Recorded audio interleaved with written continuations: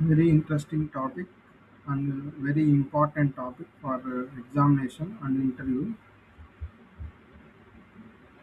So, FCRA bill.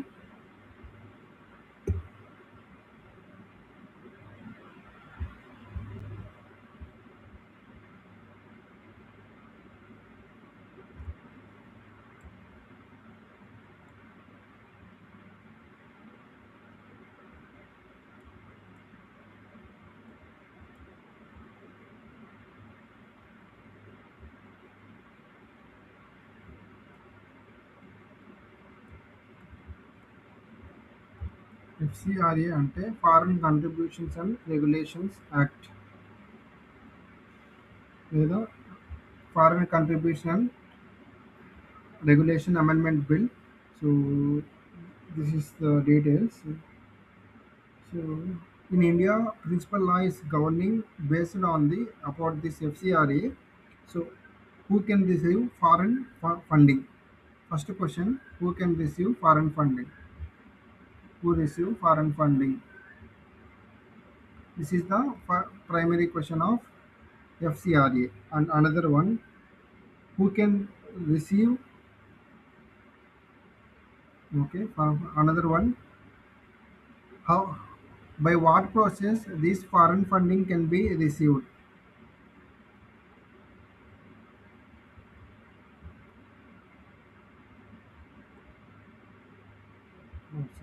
Next one: for what purpose they can be utilized? అవి ఎక్కడ use చేయగలం? Next one: వాటిని ఎలా రిపోర్ట్ చేయాలి గవర్నమెంట్కి? How to report? So these are the primary questions.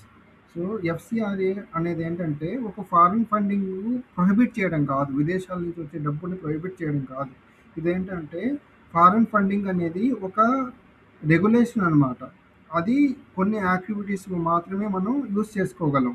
So మనకి FCRA portal అనేది ఒక కాంట్రిబ్యూషను, తర్వాత హాస్పిటాలిటీకి, కొన్ని యాక్టివిటీస్కి లేదా ఇండియా యొక్క మన దేశ యాంటీ నేషనల్ యాక్టివిటీస్కి యూస్ చేయకూడదు అనమాట. సో ఫారిన్ మనీని ఎందుకు రెగ్యులేట్ చేయాలి అంటే ఫస్ట్ వన్ ఏంటంటే harmless foreign donation. So first మనకి ఇంకా హార్మ్లెస్ ఫారెన్ డొనేషన్.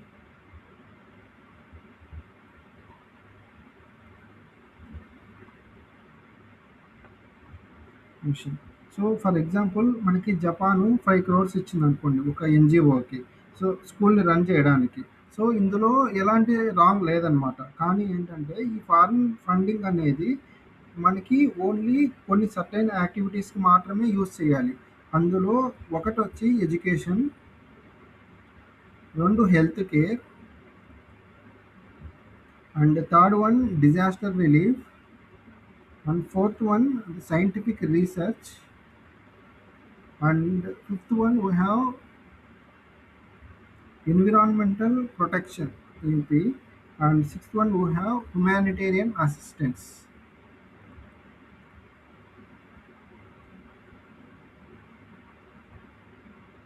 ఈ 6 టాపిక్స్లో మనం యూస్ చేసుకోవచ్చు అనమాట. బట్ ఏంటంటే ఒక సపోజ్ ఒక ఫారిన్ ఆర్గనైజేషన్ అది 100 crores ఇచ్చింది అనుకోండి ఇండియన్ ఆర్గనైజేషన్కి. సో ఈ 100 crores అనేది పొలిటికల్ ప్రాసెస్ని ఇన్ఫ్లుయెన్స్ చేయడానికి యూస్ చేసుకోండి అని ఇస్తే ఇది బికేమ్ ఏంటంటే ఒక డెమోక్రటిక్ ఇంటిగ్రిటీకి ప్రాబ్లం అవుతుంది అనమాట. సపోజ్ మనకి 2024 ఎలక్షన్స్ జరిగినప్పుడు యూఎస్ ప్రెసిడెంట్ ట్రంప్ ఏం చెప్పాడంటే $21 million మన ఇండియాలో ఉన్న గవర్నమెంట్ పడగొట్టడానికి ఫండింగ్ అనేది ఇచ్చిందనేసి డైరెక్ట్ స్టేట్మెంట్ ఇచ్చాడనమాట. సో ఇండియాలో గవర్నమెంట్ ఏ గవర్నమెంట్ ఉంది? ప్రజెంట్ ఉన్న గవర్నమెంట్ని పడగొట్టడానికి $21 million ఇచ్చారు. సో ఇలాంటి యాక్టివిటీస్ని జరగకుండా ఉండాలి అంటే ఈ ఫారిన్ రెగ్యులేషన్స్ అనేది అవసరం అనమాట. ఎందుకు రెగ్యులేట్ చేయాలి అంటే మన కంట్రీ యొక్క సోవర్నిటీ, తర్వాత డెమోక్రటిక్ ఇంటిగ్రిటీ ఏదైతే ఉంటుందో, అంటే మన దేశంలో జరిగే యాక్టివిటీస్ కానీ ఇవన్నీ బయట వెళ్ళకూడదు. దీనివల్ల ఏమవుతుందంటే మన సీక్రెట్స్ కానీ మన ఆపరేషన్స్ కానీ తెలిసిపోతాయి. సో దానివల్ల ఫ్యూచర్లో ప్రాబ్లం మన స్టేట్ని వాళ్ళు కంట్రోల్ చేసుకునే ఛాన్స్ మనమే ఇచ్చినట్లు అవుతుంది అనమాట. సపోజ్ ఇప్పుడు మన ఇంట్లో ఉన్నాయి, మన ఇంట్లో ఉన్న ప్రాబ్లమ్స్ వేరే వాళ్ళకి చెప్తామా? చెప్పం కదా. ఏమున్నా మన ఇంట్లోనే చూసుకుంటాం. ఎందుకు? చీప్ అయిపోతాం. తర్వాత సొసైటీలో వాల్యూ అన్నది పోద్ది. సేమ్ అట్లనే మన లీక్స్ వేరే కంట్రీస్‌కి తెలిసిపోతే, మనకి కూడా మన ఎకానమీ మీద ప్రాబ్లమ్ ఉంటది. మన ట్రేడింగ్ యాక్టివిటీస్ గానీ, మనం కొత్తగా ఏదైనా ప్లాన్ స్టార్ట్ చేయాలనుకున్నా, మన డెవలప్‌మెంట్‌కి ఈ చాలా ప్రాబ్లమ్స్ వస్తాయన్నమాట. సో, అందుకు తీసుకోకూడదు.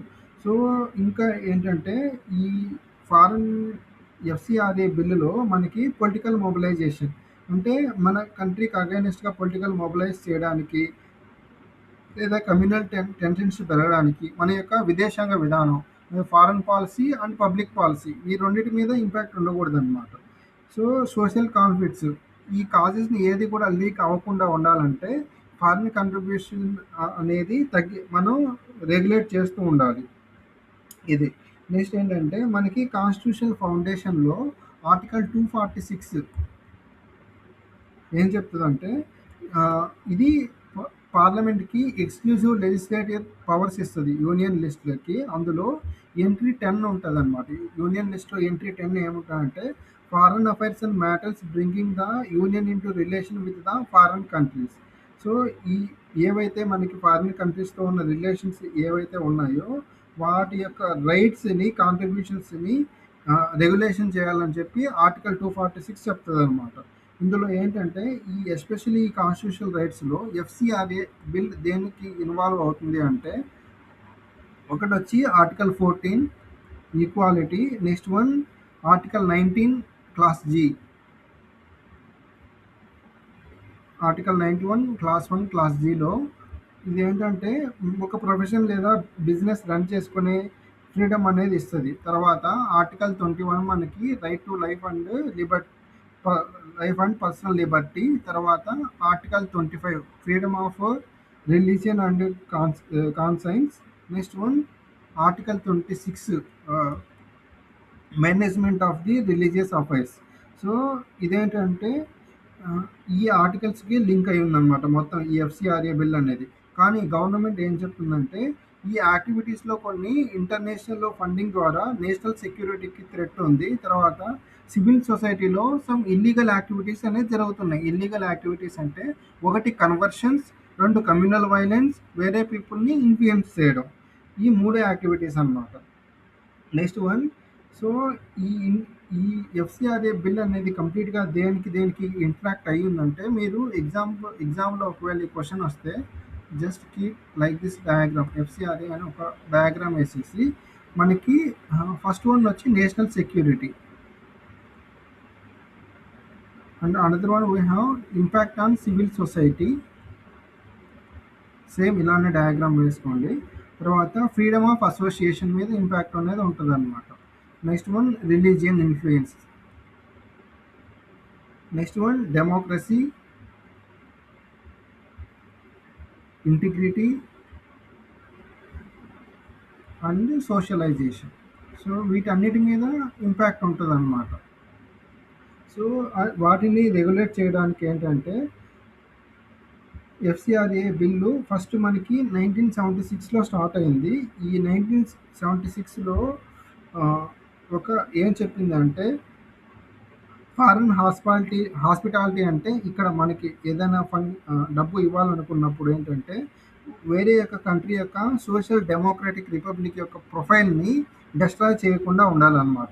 మెయిన్ ఏంటంటే, ఈ ఫారెన్ మనీ ఏదైతే ఉందో అది ఫారెన్ ఇన్‌ఫ్లుయెన్స్, తర్వాత సోషల్ ఇన్‌ఫ్లుయెన్స్ చేసి పొలిటికల్ పార్టీస్ కానీ, లెజిస్లేచర్స్ కానీ, క్యాండిడేట్స్ కానీ, జడ్జెస్ కానీ వీటిని ఇన్‌ఫ్లుయెన్స్ చేయకూడదనమాట. సో, ఇది.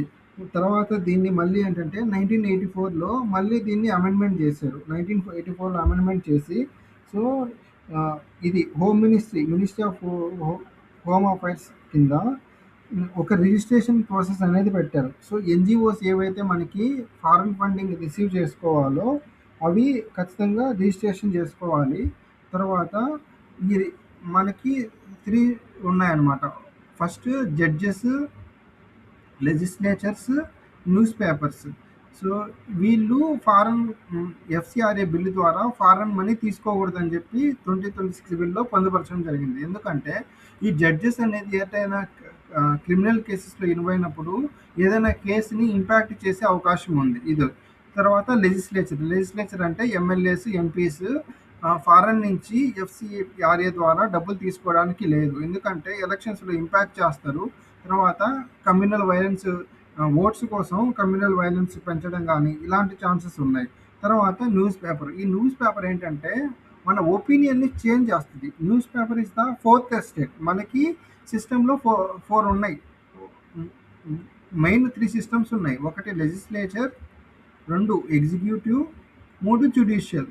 సో ఇది 3 పిల్లర్స్ అండ్ ఫోర్త్ పిల్లర్ ఏదంటే న్యూస్ పేపర్.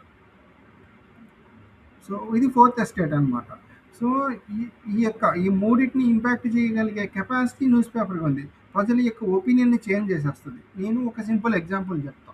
తమిళనాడులో ఒక సెంథిల్ కుమార్ రాజ్ అనమాట. అతను ఒక మినిస్టరు.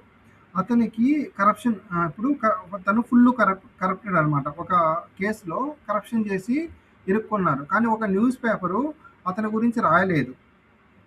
పబ్లిష్ కూడా చేయలేదు కనీసం. సో మనం చదువుతున్న న్యూస్ పేపరే. సో నేను న్యూస్ పేపర్స్ పేర్లు చెప్పను. నేను ఆపేసి మళ్ళీ చెప్తాను. So corruption. సో అదే ఒక సెంట్రల్ గవర్నమెంట్‌లో ఒక ఎంప్లాయీ తనకి న్యూస్ పేపర్ ఉంది. Suppose some X news paper. తనకి నచ్చిన గవర్నమెంట్ ఎంత కరప్షన్ చేసినా కూడా తను పబ్లిష్ చేయట్లేదు. అదే తనకి నచ్చని గవర్నమెంట్‌లో ఒక ₹10 తీసుకున్నా కూడా దాన్ని ఫ్రంట్ పేజ్‌లో ఏసి పబ్లిష్ చేస్తున్నారు. అంటే ఇక్కడేంటి ఈ ఒక ఇష్యూని పెద్దగా హైలైట్ చేసి చూపిస్తున్నారు. ఒక మేజర్ ఇష్యూని స్మాల్ చేసి చూపిస్తున్నారనమాట. ఇది కంప్లైంట్స్‌కి బయాస్డ్ అనమాట. దీనివల్ల ఏమవుద్దంటే ఒక ఇప్పుడు సపోజ్ సెంట్రల్ గవర్నమెంట్‌లో జరిగిన ఒక చిన్న ఇష్యూని పెద్దగా చూపిస్తే మనకి ఎఫ్‌డిఐస్ అనేవి ఉంటాయి. Foreign direct investment. ఇండియాలో ఇంత కరప్షన్ ఉంది. ఇలా జరుగుతున్నాయనేసి వేరే కంపెనీస్ ఇప్పుడు సపోజ్ మైక్రోసాఫ్ట్, గూగులో లేదంటే పెద్ద పెద్ద కంపెనీస్ ఉంటాయి కదా! అవి ఇన్వెస్ట్‌మెంట్ పెట్టడానికి ముందుకు రావన్నమాట. కానీ ఎక్కడైతే అసలైన కరప్షన్ జరుగుతుందో అక్కడ చూపించడం లేదు. చూపించకపోతే ఏమవుద్ది? అక్కడ ప్రాబ్లమ్స్ బయటికి తెలియవు. అది ఎప్పటికీ కంటిన్యూ అవుతూనే ఉంటది. సో దానివల్ల ఏమవుద్దంటే సిస్టమ్ అనేది డీడెమోక్రటైజేషన్ అయిపోద్దనమాట. ప్రజలకి ఏదైతే లభించాలో వాళ్ళకి వాళ్ళకి గవర్నమెంట్ నుంచి ఏవైతే అందాలో అవి సరిగ్గా అందవన్నమాట. సో ఇది బయాస్‌గా ఉండకూడదని ఈ యొక్క లెజిస్లేషన్ చెప్తదనమాట. సో 1984లో ఏం చేశారంటే ఎన్‌జీఓస్ అనేది రిజిస్ట్రేషన్ చేయాలి.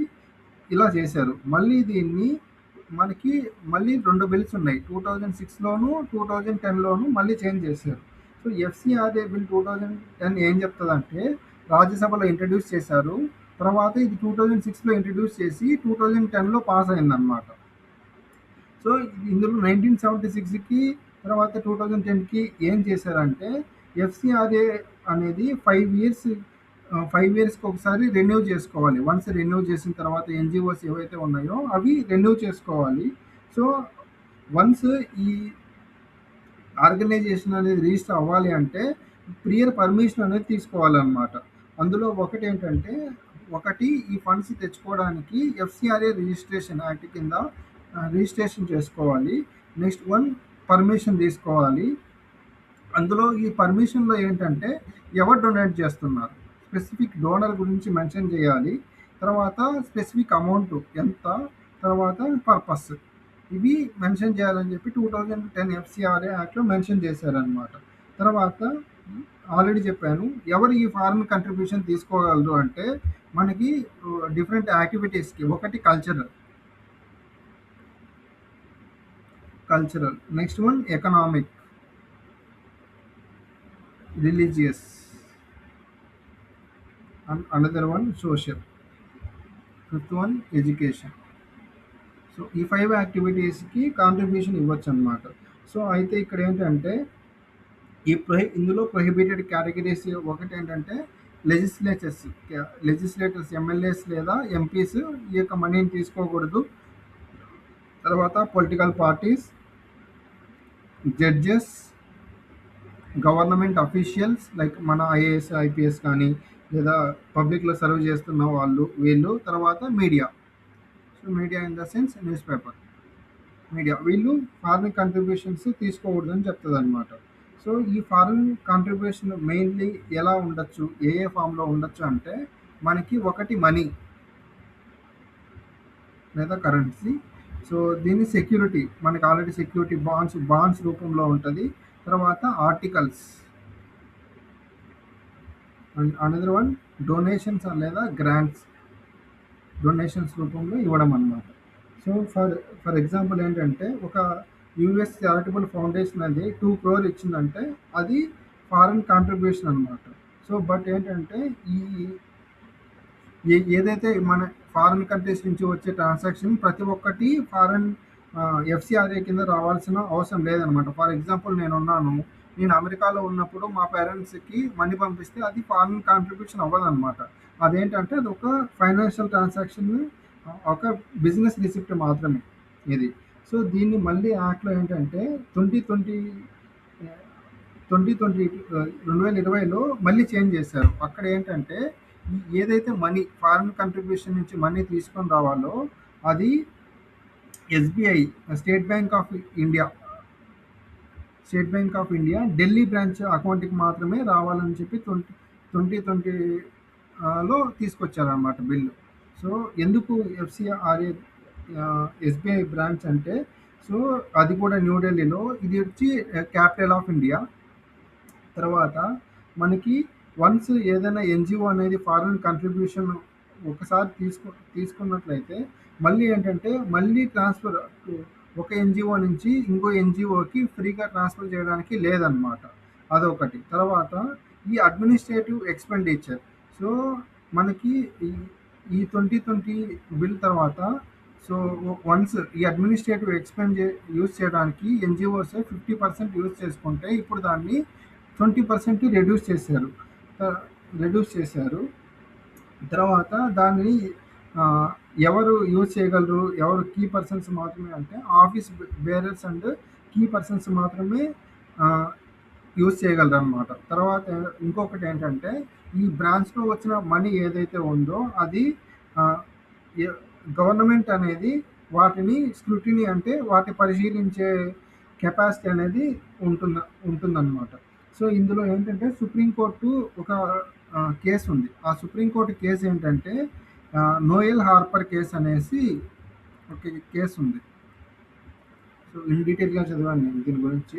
So Noel Harper case versus union of India అనేసి, సో ఇది 2022 కేసు.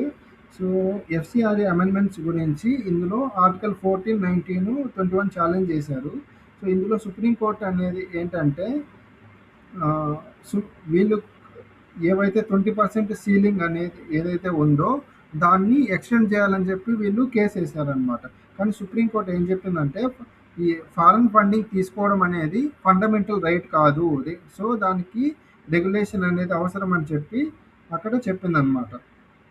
సో బట్ ఇక్కడ ఏంటంటే ఈ ఫారెన్ ఫండింగ్ అనేది ఫండమెంటల్ రైట్ కాదు, బట్ ఈ అసోసియేషన్ ఆర్టికల్ 19 ఏదైతే ఉందో అది బిజినెస్ ట్రాన్సాక్షన్స్ కానీ వేరే ఫండింగ్కి ఏదైతే ఇవ్వడానికి, so article 19 not equal to article 14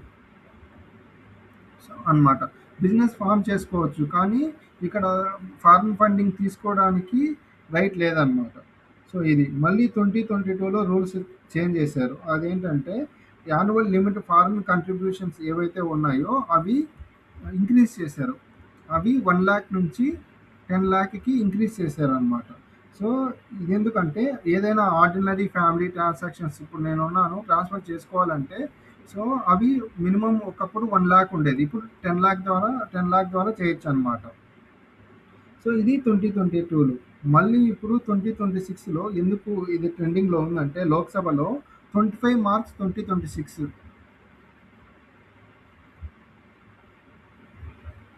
ఈ బిల్లుని తీసుకొచ్చారు. ఇందులో ఏముంది అంటే సో ఫారెన్ మనీ ఏదైతే వచ్చిందో మనకి, సో ఒక ఆర్గనైజేషన్ లాసెస్ కానీ వచ్చిన మనీని అది గవర్నమెంట్కి సరిగ్గా ప్రపోజ్ చేయకపోతే ఆ యొక్క అసెట్స్ కానీ ఆ యొక్క ఆర్గనైజేషను ఏమవుద్ది, ఇప్పుడు ఒకవేళ సపోజ్ వచ్చిన మనీని గవర్నమెంట్కి ఎలా వచ్చింది ఏమని చెప్పకపోతే ఏం చెప్ ఏం ఫైన్ సారీ సో ఈ ఫారిన్ ఫండెడ్ మనీ అనేది సపోజ్ గవర్నమెంట్‌కి చెప్పలేదు. ఎలా వచ్చింది ఏంటంటే, ఆ మనీ ఏం చేస్తున్నారు? ఇది ఇక్కడ మేజర్ ప్రాబ్లమ్ అనమాట. అది చెప్పకపోవడం వల్ల జరిగే ఇల్లీగల్ యాక్టివిటీస్ ద్వారా ఏమేమి యాక్టివిటీస్ జరుగుతున్నాయో తెలుసుకోవడానికి ఒకటుందనమాట. సపోజ్ మనకి 26/11 అటాక్స్ జరిగాయి. సో, అవి ఎలా జరిగాయి? ఇప్పుడు మన ఇండియా నుంచి ఏదైనా వెళ్తేనే కదా అంత ఫ్రీగా రాగలుగుతారు. సో, తర్వాత ఎన్ఐఏ ఫార్మ్ అయింది. తర్వాత ఇంకా సింపుల్‌గా చెప్పాలంటే రీసెంట్‌గా ఒక డీఆర్‌డీఓ సైంటిస్ట్‌లు కూడా హనీ ట్రాప్‌లో పడిపోయారు. సో, వాళ్ళకేంటి డబ్బు కోసం ఆశ చూపో లేదా అమ్మాయిలు అక్కడున్న అమ్మాయిలు వాళ్ళని ట్రాప్ చేయడమో ఏదో ఒకటి జరిగుంటాయి. సో, ఇవి ఏంటంటే ఒక మనీ బేస్డ్‌గా జరిగుంటాయి. ఆశ చూపి. హనీ ట్రాప్ అంటే కేవలం ఒక సెక్షువల్ యాక్టివిటీ ద్వారా చేయడమే కాదు. ఒకటి మనీ గూడా ఉంటదనమాట. సో, ఇది. సో, 2026 బిల్‌లో ఎందుకు నెసెసరీ అయిందంటే, మనకి ఎన్‌జీఓ వన్స్ రిజిస్ట్రేషన్ చేసుకోవాలి. సో, సపోజ్ దానికి 20 క్రోర్ వచ్చిందనుకున్నాం. 20 క్రోర్‌లో ఒక హాస్పిటల్ కట్టించారు. ఎగ్జాంపుల్‌గా చెప్తున్నా. ఆ హాస్పిటల్ 15 క్రోర్ అయిందనుకుందాం. సో, ఇంకా రిమైనింగ్ 5 క్రోర్స్ ఏమైంది? What happened to this 5 crores? అవి ఎక్కడ స్పెండ్ చేశారు? అవి వేరైనా ఇల్లీగల్ యాక్టివిటీస్‌కి స్పెండ్ చేశారా? లేదంటే ఆహ్, అలాంటి యాక్టివిటీస్‌ని తెలుసుకోవడానికి 2026 బిల్ అనేది హెల్ప్ అవుతుందనమాట. సో, ఇక్కడ డెసిగ్నేటెడ్ అథారిటీ ఎఫ్‌సీఆర్‌ఏ బిల్ అనేది ఏంటంటే, ఈ ఫారెన్ కంట్రిబ్యూట్స్‌ని హ్యాండిల్ చేయడానికి ఒక లీగల్ డెసిగ్నేటెడ్ అథారిటీ లేదా కస్టడీ చేయడానికి ఒక ఉండాలనమాట. సో, దానికేంటంటే మనకి ఎఫ్‌సీఆర్ బిల్లులో సెక్షన్ 14(b) ఈ కేస్‌లో సో, వన్స్ ఈ ఇల్లీగల్ యాక్టివిటీ 5 క్రోర్ ఏదైతే ఉందో దాన్ని సరిగ్గా రెన్యువల్ చేయకపోయినా, దానికి సరిగ్గా స్పెండ్ చేయకపోయినా ఆ ఎన్‌జీఓస్‌ని సీజ్ చేయొచ్చనమాట. సో, అది సెక్షన్ 14(b) చెప్తుంది. సో, నెక్స్ట్ వన్ ఏంటంటే ఈ ఎఫ్‌సీఆర్‌ఏ బిల్లులో ఓన్లీ క్యాన్సిలేషన్, సరెండర్ లేదా నాన్ రెన్యువల్ ఆర్ రిఫ్యూజల్ అనమాట. సో, ఈ అసెట్ వేస్టింగ్ ఏదైతే ఉందో మెకానిజం దాన్ని ప్రాపర్‌గా యూజ్ చేయకపోతే గవర్నమెంట్‌కి ఆ ఎన్‌జీఓస్‌ని సీజ్ చేసే పవర్ అనేది గవర్నమెంట్‌కి ఉంటుంది. సో, ఒకవేళ తను ఆ ఫండ్స్ అనేవి సరిగ్గా యూజ్ చేసుకున్నాడు అంటే తను సుప్రీం కోర్ట్‌కెళ్ళి వాటిని తీసుకోవచ్చనమాట.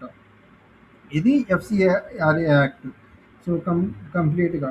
సో, ఒకవేళ మళ్ళీ వాళ్ళు ఇలా 5 క్రోర్స్ అనేది మిస్‌యూజ్ చేయకుండా వాళ్ళ దగ్గరే ఉంది. కానీ వాళ్ళ గవర్నమెంట్‌కి స్పెండ్ చేయకుండా ఆర్గనైజేషన్ రెన్యూ చేయలేదు అంటే దానికేంటంటే మళ్ళీ ఆ ఎన్‌జీఓ అనేది రిజిస్టర్ అవుతుందనమాట. ఎందుకంటే ఆ ఫండ్స్ ఎక్కడ మిస్‌యూజ్ అవ్వలేదు అంటే NGO can be restored to the previous status లేదంటే సీజ్ అయిపోతుంది.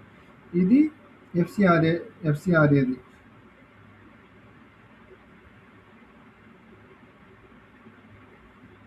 దీని గురించి. తర్వాత religious places and special protection. ఈ ఎఫ్‌సీఆర్‌ఏలో ఏంటంటే ఒక ఒక రిలీజియస్ ఆర్గనైజేషన్ అనేది ఇట్ మే బి టెంపుల్ గానీ, చర్చ్ గానీ, మాస్క్ కానీ ఏదైనా గానీ ఫారెన్ కంట్రిబ్యూషన్ అనేది తో ఆహ్, కన్‌స్ట్రక్ట్ చేశారు అంటే ఆ యొక్క రిలీజియస్ ప్లేస్‌ని గవర్నమెంట్ ఆఫీస్‌గా కన్వర్ట్ చేయడానికి లేదనమాట. ఇది బిల్ స్పెసిఫికల్‌గా ప్రొవైడ్ చేస్తది. సో, ఇది. తర్వాత ఈ గవర్నమెంట్ అనేది ఈ ఏదైతే రిలీజియస్ యాక్టివిటీ అనేది సెల్ చేయొచ్చా అంటే, ఒకవేళ ఈ రిలీజియస్ యాక్టివిటీలో కంప్లీట్‌గా ఇల్లీగల్ యాక్టివిటీస్ ఏవైనా జరిగినా లైక్ టెర్రరిజం. ఇప్పుడు యూపీలో ఒక మద్రసాలో బాంబ్స్ తయారు చేశారు. 2019లో దాన్ని ఎన్ఐఏ పట్టుకొని ఆ మద్రసాలని సీజ్ చేయడం ఇలా జరిగిందనమాట. సో, అలాంటి ఇల్లీగల్ యాక్టివిటీస్ జరిగినప్పుడు ఏంటంటే, దాన్ని కంప్లీట్ గవర్నమెంట్ కంట్రోల్‌లో తీసుకోవచ్చనమాట. సో, ఇది ఇదొకటి. తర్వాత వీటికి ఎవరు అథారిటీ ఉంటది అంటే, ఒకటి సెంట్రల్ గవర్నమెంటు, స్టేట్ గవర్నమెంట్‌కి అథారిటీ ఉంటది. ఇది. సో, ఇది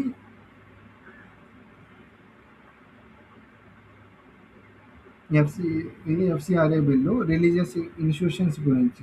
బట్ ఇంకా ఏంటంటే చాలా మందికి బయటేంటంటే ఒకవేళ ఎన్‌జీఓకి ఏదైనా డిస్‌ఫంక్షన్ అవ్వకుండా ఉంటే ఎన్‌జీఓస్ ఫారెన్ మనీ తీసుకుంటున్నాయి. సో, వాటికి తీసుకుంటున్నా కూడా అవి ఫంక్షన్ సరిగ్గా చేయకపోతే అందులో ఎవరైతే ఫౌండర్ ఎస్టాబ్లిష్ అయ్యారో, ఆ ఫౌండర్ ఎస్టాబ్లిష్ ఆ మనీ తీసుకొని వెళ్ళిపోయినా ఆ ఎన్‌జీఓస్‌ని సీజ్ చేయొచ్చనమాట. నెక్స్ట్ వన్ ఆర్గనైజేషన్ అనేది డిస్‌మెంట్ అయిపోద్ది. తర్వాత దానికి సంబంధించిన అసెట్స్ మనీ, సో తర్వాత రికార్డ్స్,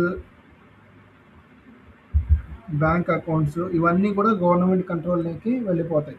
ఇక్కడ ఎక్కడ కూడా మనకి ప్రాబ్లమ్ లేదు. ఇక్కడ సోషల్ మీడియాలో ఎక్కడ ఎక్కువ ట్రెండ్ చేస్తున్నారంటే వీళ్ళు మిషనరీస్. మనకి ఫస్ట్ టైమ్ ఇండియాలో మిషనరీస్ ఎప్పుడొచ్చాయంటే 1833లో మిషనరీస్ వచ్చాయి. ఎందుకొచ్చాయంటే ఎన్‌లైట్‌మెంట్ పేరుతో కన్వర్షన్ చేయడానికి వచ్చాయన్నమాట. పీపుల్‌ని ఇక్కడున్న వాళ్ళని వాళ్ళ యొక్క టార్గెట్ ఏంటంటే కన్వర్షన్ చేయడం. సో, ఈ ఎఫ్‌సిఆర్‌ఏ బిల్ ఏంటంటే ఈ కన్వర్షన్స్ యాక్టివిటీకి లేదా పెనాల్టీ ఏవైనా చేసినట్లయితే అప్ టు 5 ఇయర్స్ దాకా పెనాల్టీ ఇవ్వచ్చు. ఇంప్రిజన్‌మెంట్ ఉంటుంది. లేదా బేస్డ్ ఆన్ యాక్టివిటీస్‌ని బేస్ చేసుకొని 1 ఇయర్ నుంచి 5 ఇయర్స్ దాకా పెనాల్టీ అనేది ఉంటుందన్నమాట. సో, ఇది. సో, గవర్నమెంటు ఈ ఇష్యూస్‌లో ఇట్లా సీజ్ చేయడానికి ఎన్‌జీఓస్ క్లోజ్ అయిపోతే మెయిన్ గవర్నమెంట్ ఏం చెప్తుందంటే ఈ యొక్క అడ్మినిస్ట్రేటివ్ గ్యాప్స్ ఏవైతే ఉన్నాయో ఎన్‌జీఓస్ కానీ వాటి యొక్క చేసే యాక్టివిటీస్‌ని వాటిని కవర్ చేయడానికి యూజ్ అవుతుంది. తర్వాత ఫండ్స్ అనేది మిస్‌యూజ్ అనమాట. మిస్‌యూజు. తర్వాత ఆ ఫండ్స్ ఎలా యూజ్ చేస్తున్నారన్న అకౌంటబిలిటీ ఉండాలి. తర్వాత గవర్నెన్స్. సో, ఎన్‌జీఓస్‌కి తర్వాత గవర్నమెంట్స్‌కి లింకప్ అయ్యి వాటి మధ్య గవర్నెన్స్ అనేది పెరుగుతుంది. తర్వాత నేషనల్ ఇంట్రెస్ట్ అనమాట. వచ్చే మనీని నేషనల్ ఇంట్రెస్ట్ కోసం యూజ్ చేస్తున్నారా? లేదా యాంటీ నేషనల్ యాక్టివిటీస్‌కి యూజ్ చేస్తున్నారా? అన్న పర్స్పెక్టివ్‌లో చేస్తుందనమాట. మరి ఎందుకు ఆహ్, అపోజ్ చేస్తున్నారు అంటే దీనికేంటంటే ఒకటి గవర్నమెంట్ అనేది ఎన్‌జీఓస్‌ని కంట్రోల్ చేస్తుంది. తర్వాత సివిల్ సొసైటీలో అన్‌సర్టైనిటీ వస్తుంది అని అపోజిషన్ చేస్తున్నారు. అన్‌సర్టెనిటీ ఎప్పుడొస్తుంది? ఇల్లీగల్ యాక్టివిటీస్ జరిగినప్పుడే అన్‌సర్టెనిటీ వస్తది. లేకుంటే ఎందుకొస్తది? సింపుల్ క్వెషన్ ఎవరికైనా గూడా. సో, తర్వాతేంటంటే మనకి కొన్ని ఇప్పుడు మిషనరీస్ ఉన్నాయి. మిషనరీస్ వాళ్ళ యొక్క మెయిన్ రోల్ ఏంటి? ఒకటి హ్యుమానిటీ పేరుతో, సర్వీస్ పేరుతో చేస్తున్నాయి. కానీ ఇప్పుడు కేరళ, ఏపీ, తమిళనాడు మన ఆర్జీకేట్‌నే తీసుకోండి. సో, ఆర్జీకేట్‌లో గూడా వీళ్ళు మీకు మీకు సీక్రెట్‌గా నేను చెప్తాను. క్లాస్ అయిపోయిన తర్వాత చెప్తాను. సో, ఆ మిషనరీస్ ఎలా ఇన్‌ఫ్లుయెన్స్ చేస్తున్నాయి స్టూడెంట్స్ అన్న కాన్సెప్ట్ కూడా ఒకటుంది. సో, ఇదనమాట ఎఫ్‌సిఆర్‌ఏ.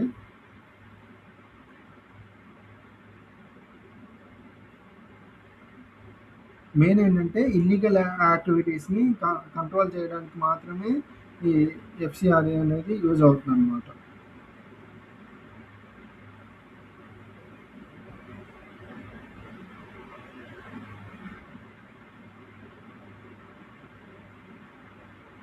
ఇంకా సింపుల్‌గా ఇంకా కొన్ని ఎగ్జాంపుల్స్ ఉన్నాయి.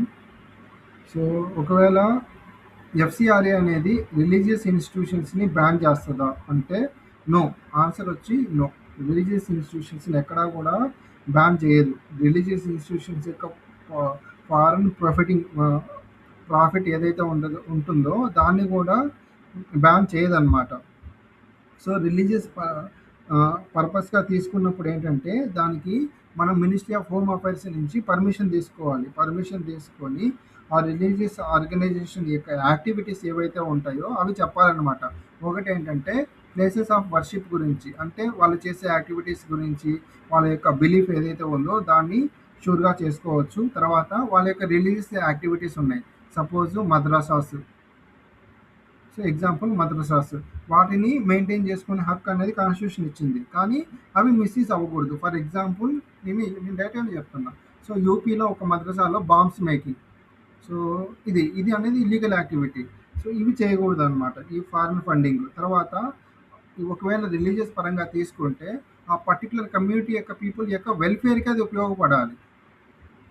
అదొకటి. తర్వాత హెల్త్ కేర్. వాళ్ళ యొక్క health care, social work. So, ఇవి మెయిన్ లింక్ అయ్యి ఉండాలనమాట. సో, మరి రిలీజియస్ కన్వర్షన్‌కి ఎక్కడ లింక్ అవుతుంది అంటే, సో, ఇది ఒకవేళ ఒక పర్సన్‌ని ఇంకొక పర్సన్ ఇన్‌ఫ్లుయెన్స్ చేసి ఒక కన్వర్షన్ చేయాలని చూస్తే ఒక సీరియస్ కన్సర్న్ అవుతుందనమాట.